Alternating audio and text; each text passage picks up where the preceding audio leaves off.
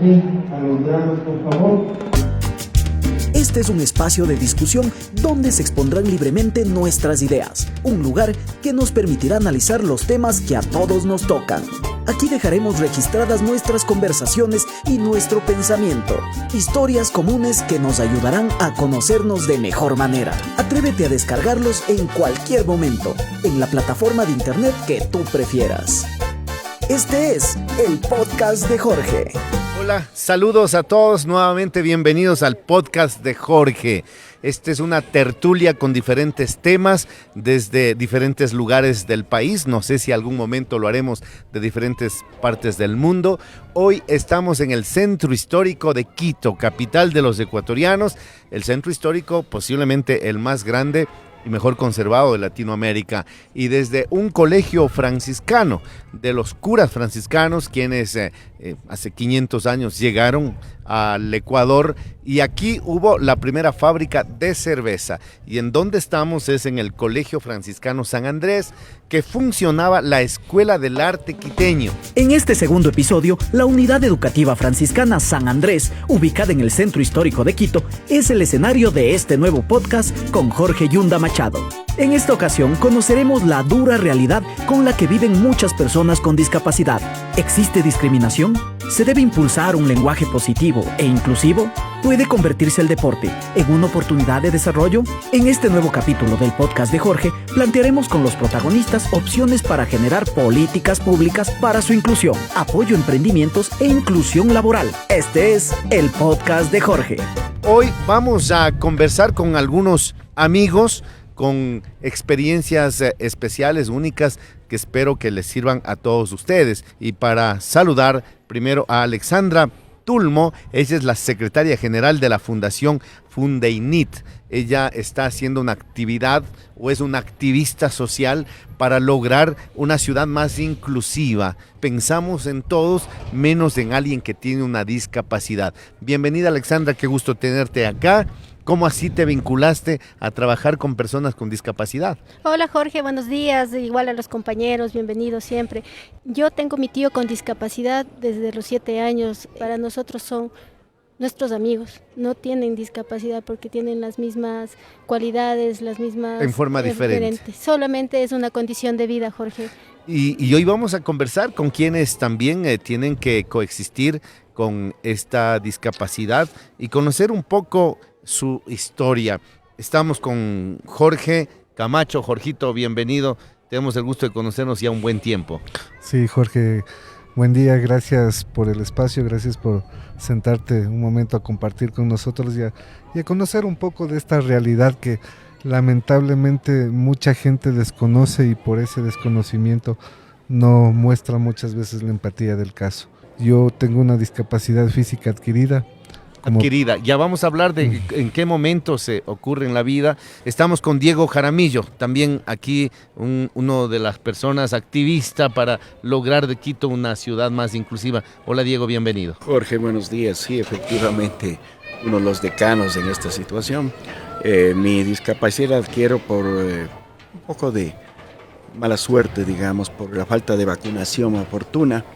Yo sufro de una secuela. ¿Pero crees que eso es mala suerte o es, digamos, un tema que se pudo haber prevenido con una campaña eficiente? Lo que pasa justamente, como tú dices, en esos tiempos no había esas campañas eficientes de vacunación. Sufro de una secuela severa de poliomielitis. Efectivamente. Una de las enfermedades virales que está siendo combatida y que muy pronto a lo mejor se erradique del mundo, pero todavía hay huella de esa... Hay brotes. Hay brotes de esa enfermedad viral. Y bueno, y estamos con un comediante que siempre nos pone la alegría y que en la calle y en la vereda y en el parque y luego en la televisión y ahora en la parte digital lo vemos y siempre arrancando sonrisas.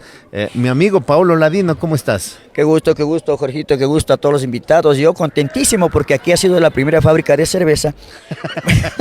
No, aparte de eso, ¿no? ¿Alguna vez has estado en un peligro de tener o de haber sufrido una discapacidad o haber entrado en un peligro de perder la vida?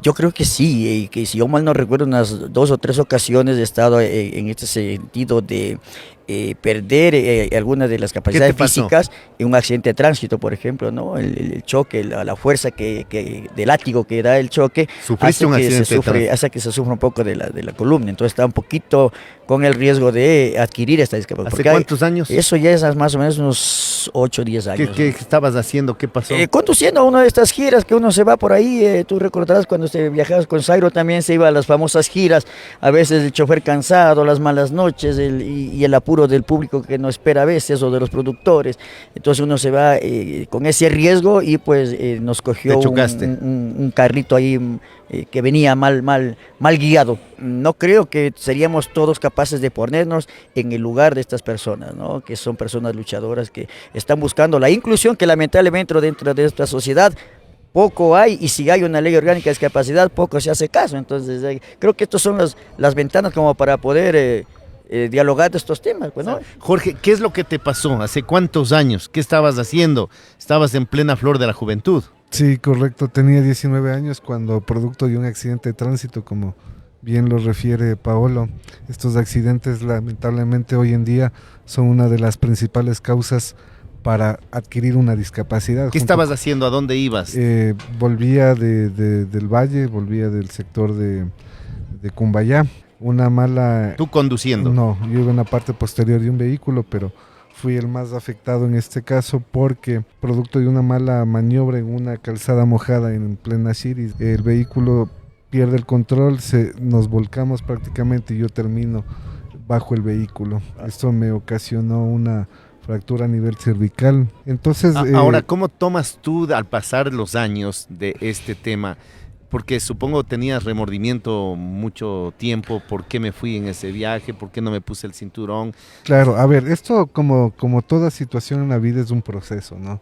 Es un proceso por el cual no tienes de inicio claro qué va a pasar con tu vida, porque es un cambio prácticamente en un segundo, de ser una persona autónoma, de tener todas tus facultades, de tener independencia en tu actuar, en tu decidir, en tu hacer, pasar prácticamente a depender primero de un médico, porque tu vida está en un riesgo inminente, ¿no? Paso un proceso de recuperación que entre cirugía y cirugía básicamente dura unos 8 meses, luego un proceso de rehabilitación continua que dura alrededor de 5 años y posteriormente la rehabilitación más esencial, que es incorporarte a la vida, porque ojo con esto, Jorge, nadie te prepara ni a nivel público ni a nivel privado para enfrentar tu nueva condición de vida. Nadie te dice qué, cómo, cuándo debes hacer el momento en que adquieres una discapacidad. En la parte de la salud mental, ¿qué tiempo te toma aceptar la discapacidad? De que un día eres un joven con todas las facultades y luego como que tienes que aceptar una realidad de estar en una silla de ruedas. Yo creo que eso no tanto por el tema individual, sino por el tema de sociedad como tal, es un proceso continuo. Porque tú en un momento determinado puedes decir muy bien, acepto esta condición, acepto esta realidad y me voy a enfrentar. Y resulta que cuando sales de tu casa tienes el primer bache. La salida de tu casa no está adecuada, adaptada, inaccesible. ¿Quieres tomar un bus? No tiene una rampa, no hay un transporte público. ¿Quieres ir a un servicio de salud? No puedes porque está en el segundo o tercer piso y no hay ascensor. Y así con el resto de cosas. Entonces, ¿qué hace eso? No solo limitarte, no solo no brindarte y respetarte un derecho, sino que ahí empieza a cortarte la posibilidad de incluirte y de volver a ser un ente productivo y social. Y de ahí te vinculas un poco a ese activismo para luchar con algo que es, como tú dices, bien difícil seguir cambiando. Primero la mentalidad de la sociedad y luego la realidad de que sea una ciudad más inclusiva. La única manera de que tú empieces a tomar eso en cuenta es estando ahí. Diego, ¿tú recuerdas tu niñez totalmente normal? Mira, yo tengo fotos, como fotografías grabadas en la mente. Cuando yo caminaba, corría tras una pelota, toda la vida me gustó la actividad con una pelotita, jugar, correr. Y bueno, así algún día pasó, comencé a tener fiebre. ¿Qué edad tenías? 2 años y medio. son cosas que a uno le quedan grabadas. A muchos niños no tienen Claro, eso. generalmente uno recuerda algo de los Nada, 5, de los 6 exacto. años. Entonces yo no recuerdo cuando muere mi padre en ese tiempo, pero recuerdo tener mucha fiebre, estar todas las noches con fiebre, con mucha sed y no sabía qué hacer.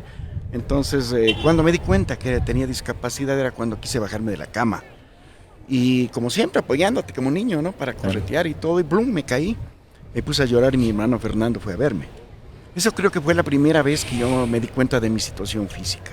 Y así fue la situación. Mira, la discapacidad en esos tiempos, que Jorge le duplicó la edad, era muy diferente. No era tan técnica, no era tan bien enfocada como ahora, a pesar de todas las limitaciones. Te veían en la calle y eras un baldadito. Exacto. Eras un inválido. Pobrecito. Claro, Entonces, claro. imagínate de los conceptos de ese tiempo. Que han cambiado, ¿no? Totalmente. Fundamentalmente. Totalmente, Jorgito, sí. Y digamos, Alexandra, golpear las puertas de la empresa pública, de la empresa privada, de las autoridades, ¿se te ha hecho cuesta arriba para lograr este sueño de tener una ciudad inclusiva, una ciudad donde, como decía Jorge, Diego, puedan desenvolverse en forma normal, natural, porque tienen todas sus capacidades? ¿Qué difícil ha sido eso? Imagínate, hay una ley de discapacidad, Jorge, que dice que hay que contratar el 4% de personas con discapacidad. Sin embargo, no se cumple ni en el sector público, peor en el privado. Entonces, sí ha sido una lucha constante. Asimismo, ha habido gente buena, empresarios que nos han ayudado con donaciones, cuando los compañeros han tenido alguna necesidad, han estado ahí. Pero la sociedad, a falta de información, porque es desconocimiento total, cuando ve a una persona con discapacidad, lo que hace es irse por un ladito, ¿no? ¿Tú Sí. fuiste producto de bullying, Diego, Sí. en el colegio, en la escuela?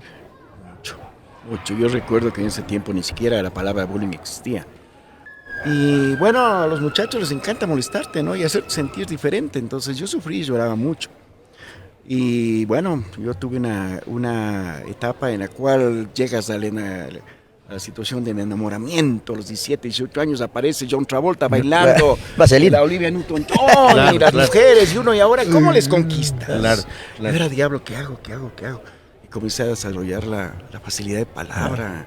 Como que es una forma, una virtud que se te va Y además formando. una especie de ley de compensación, ¿no? Tienes que compensar. Supongo que la labia se fue desarrollando más. En mi caso yo no tengo porte, pero tengo labia. ¿Qué pasa? Me estoy riendo. Claro, y yo no tengo porte ni labia, pero tocaba la guitarra. Eso, O sea, Algo, son- algo, compensación. Ah, Se la compensa, compensación. se tener. compensa, sí, sí. Y Ahora yo te misma- digo una a ver, cosa, Paolo, tú no tienes evidentemente una discapacidad física, pero ¿con qué luchas? Bueno, soy guarandeño, en primer lugar, de la tierra de Pájaro Azul, y venimos y estamos, creo yo, en una sociedad alcohólica que por todo se toma. O sea, si se pierde, se toma, si se gana, se toma, si se empata, se toma. Si de la pelada te deja, se toma, y si te enamoras mucho del boción, tomas. Pero en total siempre vas tomando. Entonces yo creo que esa es la mayor lucha que yo he tenido en toda mi vida, ¿no? He tenido muchos logros, he tenido muchas satisfacciones, pero también he tenido muchos retrocesos o frenos por la limitación que da esto del consumir alcohol, ¿no? Del alcoholismo en sí. ¿A qué edad comienzas? Bueno, yo A consumir. comencé a consumir como a los 13 años, me acuerdo. ¿Y por qué? ¿Qué recuerdas a los 13 años? Uno está jugando con pelotas Sí, y eso. lo que pasa que, bueno, de mi familia yo soy el último de 8 hermanos, por ejemplo, ¿no? Mi papá no toma en mi casa, los únicos que tomábamos fue mi hermano, que es finado, que lógicamente murió de cirrosis, ¿no? Ah. Y yo que soy el último, ¿no? Tomamos, porque el ambiente se desarrollaba en las fiestas familiares, que aunque papá y mamá no tomaban, pero los demás sí, pues entonces uno estaba de niño correteando debajo de la mesa, viendo cómo toman, creo que se fue adquiriendo por ahí, y tomamos el pájaro azul, probamos el pájaro azul, entonces creo que desde por ahí se fue como que cogiendo, ¿no? Ese mal camino. Y digamos, y has tenido problemas. Lógicamente, varios. Tú sabes que si el alcohol no lo sabes controlar, te puede llevar a 3 cosas, dice, ¿no? Es el hospital, el cementerio o la cárcel, ¿no? Bueno, todos hemos estado en algún momento, yo recuerdo hace algunos años, con una molestia estomacal, ¿no? Y un hermano mío médico, también médico, se me adelantó en el camino hace unos 13 años, y justo por mi provincia, haciendo un poco de visita, me ve un tema de la vesícula. Y a la semana siguiente vine a la ciudad donde resido, en Quito, y un gran amigo, colega médico, el doctor Gastón Guerra, dice: Jorge, lo que tienes es que operarte, y lo voy a hacer laparoscópicamente, son 2 puntitos en el ombligo, entras en la mañana y en la tarde sales sin ningún problema. Tomo la decisión de que me operes, Gastón, muchas gracias. Me operó y me despierto y mi papá estaba sentado ahí. Tú conoces a mi papá. Sí, claro. Mi papá sentado ahí, me despierto, apenas me despierto, bueno, todavía no me voy porque ahí está mi viejo, entonces está doctora tranquilo. Y la doctora me mide la presión arterial y eso yo creo que el haber sido médico me salvó la vida. Porque si no era médico no estaba ya, este podcast estaba haciéndose otra persona. A propósito, te paso para que puedas, para que puedas. Se llama el podcast de Jorge, les comparto, por favor, dale a Jorge. En cualquier momento, descarga los capítulos del podcast de Jorge en las plataformas de internet que tú prefieras. Y me mide la presión arterial. La presión arterial en el ser humano es un promedio de 80, 120 y tenía 110, 70, o sea, ya un poquito baja. ¿Sentías alguna...? No sentía nada, entonces le digo, y eso más porque yo pregunto, digo, doctora, ¿me puede decir la presión? Dice, está 110, 70. Le digo, oiga, pero estoy un poquito baja. La doctora dice, posgradista, la doctora dice, no se preocupe, le vamos a pasar un bolito de 100 ml y se va a compensar. Y bueno, me pasó el bolito de los 100 ml a chorro, ¿no? Porque te pasan a chorro y dice, vamos a ver, regresó en sería unos 10 minutos y me vuelve a tomar la presión. Yo todavía estaba ahí tranquilo, mi papá seguía leyendo la prensa y es el único que lee la prensa, yo ya yo ya no leo la prensa. Entonces, doctora, ¿qué presión tengo? Dice, sabe que está en 110, 70 mismo. Le digo, doctora, pero sigo baja y usted ya me puso el bolo. Ya debería estar ya en la normotenso, se llama, es decir, ya debería estar con mis 120, 80. Y la doctora, recuerdo que dice, ay, ustedes los médicos, dice, son muy malos pacientes. No, tranquilo que esto ya se va a ir bajando. Bueno, me vuelve a medir la presión, me asusto porque ya le digo, ¿y qué presión tengo? Dice, tiene 110, 60. Más bajo. Más bajo. Entonces dice, no se preocupe, ya se va a ir compensando la doctora. Yo soy médico cirujano, sabía que estaba sangrando. Y le digo a mi papá, le digo, papá, deja de leer el periódico. ¿Qué pasa? Preocúpate de tu hijo. Sabe que estoy sangrando. No, si no está sangrando. Estoy sangrando adentro, papá. Por favor, búsquele al médico, al tratante, búsquele al Gastón. Y al regreso, si me ve dormido, no estoy dormido. Ya estoy chocado. O sea, estoy en shock. Ya estoy hipotenso. Mi papá bota el periódico y sale corriendo a buscar al médico, ¿no? Y le encuentra al médico, viene al médico, evidentemente me examina, ve, me hace un eco. Tenía más de 2.500 ml de sangre regada en el abdomen. Se había zafado la grapa de la arteria cística y había estado sangrando. Para no alargarles el cuento, me ponen 8 paquetes globulares con una presión chocada en 50 que pude haberme quedado ahí en la sala del quirófano. Esto nunca lo he contado, pero gracias a que yo mismo me alerté, pudieron al menos ingresarme, me pusieron toda la sangre del mundo y bueno, puedo seguir aquí contando, pero esas cosas te dan a ti diríamos, la conciencia de que a veces estás, a veces no estás. Y sabes que desde ahí valoro la vida más todavía. Y yo te decía, Jorge, supongo que esos remordimientos y todo lo demás, pudiste haberte muerto también. Y en efecto, como tú lo dices, a ver, esto te da otra óptica. Sobre todo te enseña a ver más allá de lo que ves en cada situación y en cada circunstancia. Como tú bien decías, y ya lo hablaban, hay mucha falta de empatía, ¿no?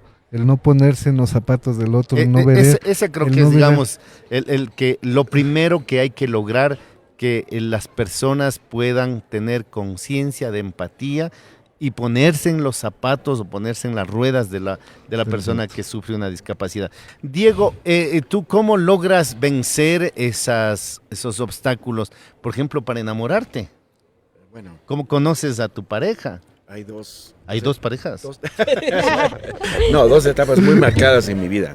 Y por eso amo tanto el deporte. La pre-deportiva y la post-deportiva.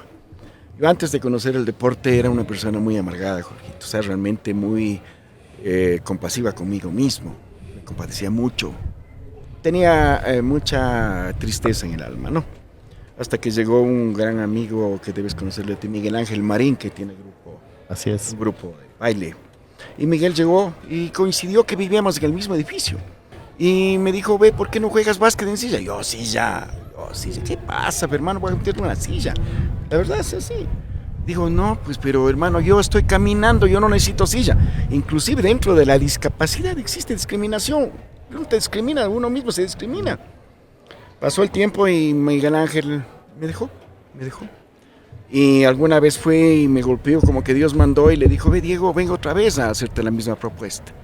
Y bueno, sabes que acepté el reto. Entonces fui a la cancha del Quito Sur y vi una cantidad de personas en silla de ruedas. A mí me llenó el alma, o sea, me dice, wow, yo era el único discapacitado y aparecen como 40, ¿qué pasa aquí? Algo no está bien. Entonces literalmente me subí a una silla de ruedas, Jorge, y con sangre en las manos terminé el partido, me ganaron, me acuerdo de Luchito, ustedes le conocen, no jugué a nada, pero sangraba las manos porque era la primera vez en mi vida que me había subido a una silla y sentí una libertad infinita. Llegué a la casa, mi vida cambió, me lavé las manos y dije, ay, ¿qué pasó? Había cambiado mi vida y desde ahí nace de otro Diego, una persona que comienza a trabajar por los ¿Qué edad demás. tenías ahí? Yo tenía 27 años, 26 años y medio. Comienzas a conocer personas. Totalmente, yo iba a psicólogos, cierto es, tuve mucha etapa de psicología, de visitas con psicólogos, pero los mejores psicólogos del mundo los tienes aquí a mi lado. Ellos son mis mejores psicólogos. Cuando tengo algún problema, Jorge, ¿qué pasa aquí? Porque te entiende. Porque nos entendemos, hablamos un lenguaje muy especial, muy nuestro. Nuestras vivencias son únicas y propias de cada uno de nosotros. Quizás eso es lo que nos hace falta como sociedad, nos hace falta como ciudad, encontrarnos. Espacios donde podamos encontrarnos y generar estas dinámicas de compartir tu realidad, la realidad de las otras personas. Y es ahí justo, Jorge, que ante esa necesidad, ¿no? Y como sabemos tenemos un país muy burocrático, ¿no? Que para todo es documento. Como fundación y como amigos que somos, vamos a crear la primera escuela de deporte adaptado, sin tanta burocracia, solo es decir, llamen, comuníquense a este número y ahí van a tener un grupo de amigos que no solo les va a ayudar en hacer deporte, sino también a sus familiares. La parte más importante también es ayudar a esos familiares que desde el principio que una persona con discapacidad asume su nueva condición de vida, la familia también asume ese rol. Nosotros vamos a crear, gracias a ti, Jorgito, que cuando estuvo de alcalde nos dejó presupuestado para construir una obra en La Carolina, el primer parque inclusivo de la capital, que después de usted hemos tenido una lucha tremenda al punto de llegar a fiscalizar la obra y aún así seguimos en esa lucha, pero es importante que la ciudadanía sepa, ¿no?, que a veces no todas las autoridades tienen la empatía.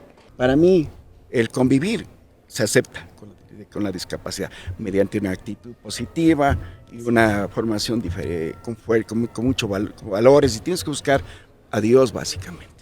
Pero otra cosa es aprender a aceptar. No creas, si a mí me dan la oportunidad, aquí delante de todos digo, si vienes suerte, yo aprendí a convivir con la discapacidad, no la puedes aceptar.